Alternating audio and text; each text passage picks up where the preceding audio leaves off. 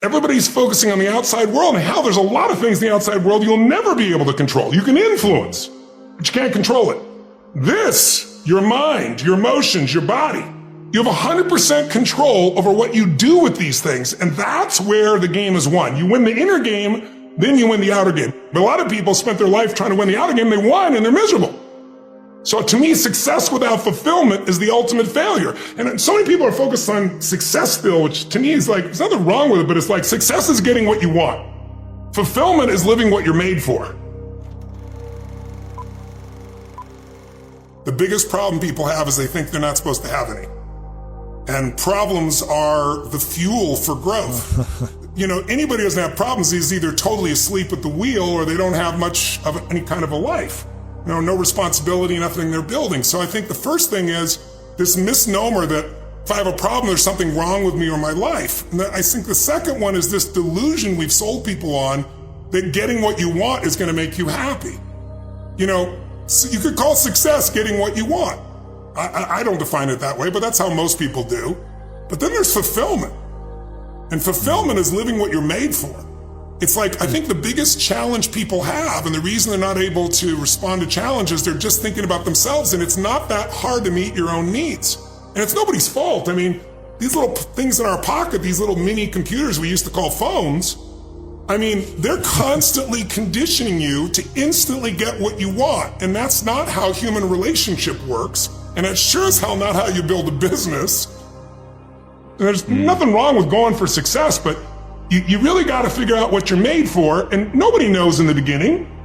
So you start where you are and you do what's in front of you, you do what's next, and you keep growing until you start to discover, hey, this is my real passion, this is my real hunger and drive, and it can change. People go for 5, 6, 7 years, and then they usually question their business, their career, their body, their relationships.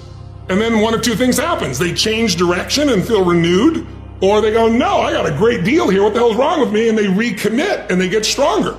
But that's life. And if you don't grow, I don't give a damn how much you got going for you, you're going to be miserable. Find somebody who has what you want, ideally maybe more than one person, 2 or 3, and figure out what are they doing different than you in their relationship? What do they believe different than you about relationship? If it's their body, what are they doing different? They're not lucky. They're doing things differently. You might be slightly biochemically different, but there's patterns there that you can see. And so instead of learning by trial and error, which can take decades you may never learn, Jim Rohn taught me success leaves clues, man. Find someone's got what you want, study what they do, every aspect of it, and then add yourself to it. And that's the pathway to speed of transformation. Your growth is the only limit to your happiness. If you're not happy, you're not growing in some area. And usually it's a place where you're blaming, you're pointing the finger. I don't care if it's government. Don't get me wrong. People can be unfair, unjust. That's for sure happens. But you can't control that. You can't make it not happen. What you have to do is become stronger than any of it so you're free. Freedom comes from growth. Freedom does not come from control. Because control is an illusion. You can't control everybody. No matter how hard you try, you can't control what they think or feel. And not everybody's going to be fair and just. And you, my dear friends, and I have not always been fair and just. Whether we admit it or not, it's just the nature of being a human being. But we can make the largest pattern fair and just and loving and powerful and serving and growing until it becomes the dominant thing inside you. And then you experience life as being great. Not you're great. Life's great because you're living a great path. People that are scared to speak are thinking constantly, how am I doing? Am I good enough? Am I strong enough? You'll never get confidence. Confidence comes from doing something. Confidence is tying your shoes. Right? Confidence, Michael Jordan making 1,000 shots before you take a break. Every single day, 6 days a week. So you look at Jordan or you look at, LeBron or you look at anybody who's the best in the world at what they do and you go, aren't they lucky? But if you actually study them, you'll see they're doing things, they're practicing in private things that make them certain in public and they get rewarded for what they do in public. Yeah. And you got to do the same. Self-esteem is earned. It's only earned by you with yourself. You're not going to get self-esteem because everybody praises you. Someone can tell you your whole life that you're brilliant, you're a genius, you're beautiful, you're handsome, and you not believe it. Someone can tell you you're a piece of crap and you're never going to become anything. And there's a part you can say, I'll show you, as many people have, and then they develop drive out of it, right? So it's really, self-esteem comes from doing incredibly difficult things where you know you pushed yourself. It's not virtue signaling. It's not telling people about it. It's what you know inside your soul is true. The most important thing for self-esteem is to find something you care about more than yourself. As long as you're in your own head, the nature of the mind is reductionism, right? Good, bad, right, wrong, all those types of things. Of course, life is much more, many different hues than that. And so when you find something you care about, whether it's your kids or whether it's something, your job, your career, whether it's a mission you have, or that's something you want to bring to the world, nonprofit, it doesn't matter what it is. If you find something you care about more than you won't be thinking about yourself all the time, and all your whole self-esteem just goes out the window. I mean, it's just, when I hear it, it's just so mamby-pamby BS. You know, you're going to battle with internal things within you and external things. But if you keep going, you're going to eventually slay your dragons and you come out the hero of your own life, and you have something to share that isn't bullshit. It's not something you read somewhere. It's something you've lived. Something you want. And everybody can feel you've lived it because it's a different level of ownership, you know? And then, by the way, as soon as you do that, it happens again. You're called on another journey. You have a new level of challenge that you need to go on. It just never ends, but it makes life really, really beautiful. One of the things you have to understand about life is everything changes and everything ends. And that kind of sounds heavy on the front end, but it's a truth. If everything changes and everything ends, number one, it should make you appreciate what you have right now. And then my view is what's next is always better. If I make it so, it's my job to make it so.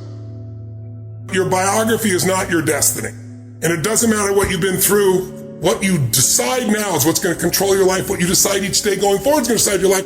Look where I am right now. Because I wouldn't assemble the story that my past equals my future. The past only equals your future if you live there. If you're using a rear view mirror to guide yourself, you're going to crash. So what you've been through is horrific. What you've been through is unjust. I'm on your side.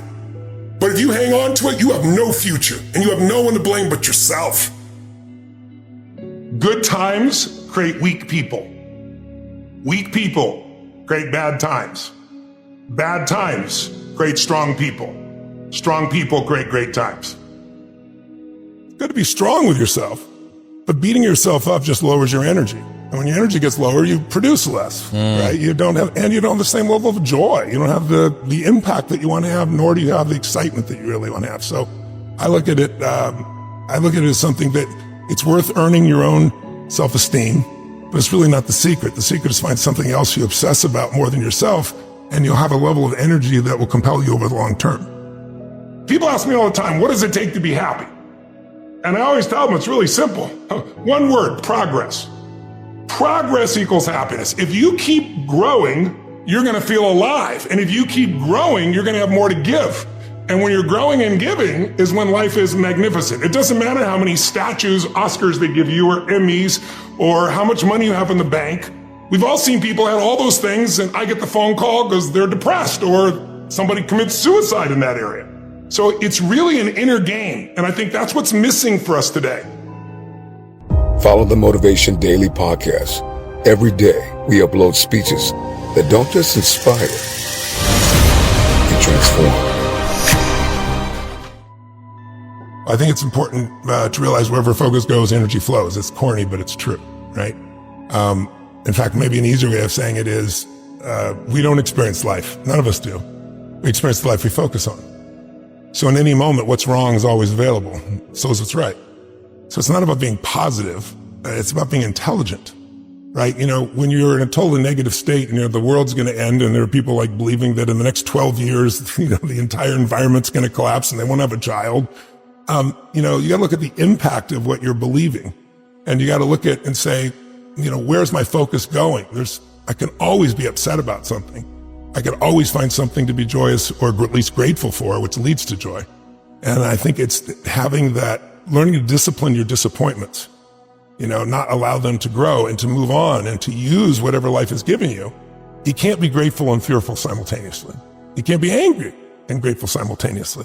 So what I do is I start my day, I make those changes, and I close my eyes or I look out at the water and I think of 3 things that I'm grateful for just a minute each. And I do 2 strong things, and usually one simple thing like the wind in my hair or my daughter's smile or something of that nature. So I don't just get wired for unbelievable things. but that primes that nervous system. And then the second thing I do is I take 3 minutes, and it's kind of like a blessing or a prayer for the people around me, for the people I love. I start close, I set it out there, and there's been a lot of studies I'm sure you've read that Dalai Lama and others have done on compassion for strangers, what it does to your brain. And so I do it every day. And then the last 3 minutes I call 3 to Thrive, where I focus for a minute each on something I really want to make happen. But I don't sit there and pray for it, hope for it. It's like I give thanks for it as it's done. I see it as done. I experience it as done. I wire my reticular activating system. I can speak in shorthand to you about this. So now it's going to notice anything that relates to that, but it has a joyous feeling to it as well. And I'm done in 10 minutes. And I'm ready to rock and roll. So, I do my cold plunge, and I do the parts of my normal daily ritual, but that one I do. And then I'll have like 60 seconds, of joy, or 60 seconds of peace that I'll do in the middle of the day. And I'll just think of one of those things if I want to reactivate it. You can have crappy self-esteem and achieve a hell of a lot. Now, the real question is, what do you want? And I think if you want an extraordinary life, which my definition of that is life on your terms. Like, what's my idea? It might be different than yours completely. Some people, it's 3 beautiful children, a white picket fence. Some people, it's building a multi-billion-dollar business. Somebody else, it's writing poetry, right? So instead of looking for somebody else, it's like, okay, what do you really want from your life? And aligning yourself with moving forward towards what you really want. And I think if you can do that in a way that also you feel serving others simultaneously, there's a sense of meaning in life that can't be replaced by self-esteem or praise or compliments or being nice to yourself. And I don't think it's bad to be tough on yourself. I'm pretty tough on myself, I'll be honest with you. But I'm much better at celebrating now. And I also realize being overly tough on yourself usually comes by making, comparisons that don't make sense. But like, you look at somebody like Steph Curry, and you see this guy, to shoot the ball from almost half court, trumping on the side of his thing, and he doesn't even look. He turns around and just waves because he knows it's in already, and there's swish, and the crowd goes crazy. And people look at that and go, he's unbelievable. It's unbelievable. He's the greatest three-point shooter in history. There's no one like him. But what they don't pay attention to is that isn't like a little gift, right? He shoots 500 shots every single day, never less than that, 7 days a week, for more than 15 years. His 15-year professional career. He's been doing it since before he was in college. His dad really trained him. So think of that, 3,500 shots a week, 168,000 shots in a year, 2.52 million shots in his 15-year NBA career, so he can make 3,600 shots. Not even 1/10%. I tell people, you get rewarded in public for what you practice in private. Your training of your nervous system to do things is what really matters most. And you can't just be in your head. I think the problem is that people don't have something that they're wanting to serve more than themselves. That's where my energy comes from. I don't have to work in a day of my life. Why the hell do I do all this crazy stuff? Because it's so much more interesting to be in the game of life and keep growing and expanding and being challenged. That's what makes you feel alive. And are there problems? With 105 companies, I can promise you. But if I thought my life was supposed to be problem-free, I would be really stressed out. And if I was just doing it for me, I would have stopped a long time ago. It's like, I know you've asked me a lot of times about confidence. You just mentioned it again. Like, yes. Is it a lack of confidence? No, it's a lack of mission, right? Because what happens is when you have something you want to serve, if it's your child and everything's on the line, you won't come up with answers you'll never come up with for yourself, right? So it's like having that sense of mission. And then I think the next problem is that people think they have to know how. I call it the tyranny of how. You get all excited, I'm gonna do this, and then your brain goes, I've never done it before, oh my God, what did I say? I don't know how to do this. And they tend to focus on how to do it. And when you start with how, you're screwed. Most people major in minor things. They know more about some actress's personal life than they know about their own physical body or their vitality or their energy or their emotion or their business or their career. And so what matters? A few subjects, your body, because your energy matters. That energy is low. Everything I just said is worthless to you. Because you're just going to go, he's talking too fast and there's a lot going on and hopefully the future will be better. Because when you're low energy, you don't use your full intelligence or ability. The point of the matter is most people, that energy has been lower. So you need energy. You need emotion. If you don't know how to master your emotions start wars. Emotion creates peace. Emotion gets you laid. Emotion gets you children. Emotion is what can make that business work or fail. And most people don't know how to direct their own emotions. What's another lesson? You got to look at your own financial world. If you don't master it, it's going to create enormous stress. Your relationships are everything, as we've already said. Your business or your career, or hopefully it's your mission. And then there's the spiritual side of life. So you can take a half dozen areas and go, let me find who's genius in this area and let me go learn from them. Let me go read, let me listen to podcasts. Let me be conscious about feeding my brain things that are going to give me not only inspiration, but insight and skill and tools. You know, Jim Rohn used to say, my original teacher, he used to say, Tony, what happens if I've got a cup of coffee here? And he'd say, what if your worst enemy drops sugar in your coffee? What's going to happen? And I'd go, well, you'd have sweet coffee. And he goes, what if your best friend, your mother, your father, your brother, your sister, your loved one drops one drop of strychnine? I said, you'd be dead. He goes, that's right. Life is both sugar and strychnine, so watch your coffee. His whole thing was stand guard at the door of your brain. But some people take it and go, oh my God, you can kill me. It was a metaphor. These people are not so toxic. They're toxic because you give them energy. So if your mom's crazy and constantly criticizing you and it drives you nuts, just go, that's my mom. That's her way of showing love. And I find a new perspective. And no matter what she does, just stay in a beautiful state and love on her and think, boy, think of all that she cares and feels for, all that she's frustrated in life, or all that she's going through that's made her this way. And think, God, I don't have to go through this. I can love her. We all have a pattern of focusing on what we have and at times on what's missing. Which one do you think most people spend more time focusing on, what they have or what's missing? What's missing? What do you focus more on? What's missing? Yes, the focus on what's missing is not something that comes with someone who is a failure. It comes very much with people who are very successful. And the question then becomes, if you're always focused on missing, how can you sustain happiness? You're in a permanent place of lack. That's correct. So scarcity is there. So you'll have drive, right, to keep staying on the hamster wheel of achievement, but you're not going to see much fulfillment, and not in a sustainable way. It's impossible. It has nothing to do with you or me, right? It's just software. And we got a soul. We're not software, but you run your software so often, you start thinking your mind is you versus my mind is a tool that I'm going to use. Or if I don't use it, it's going to use me. I think passion is the genesis of genius.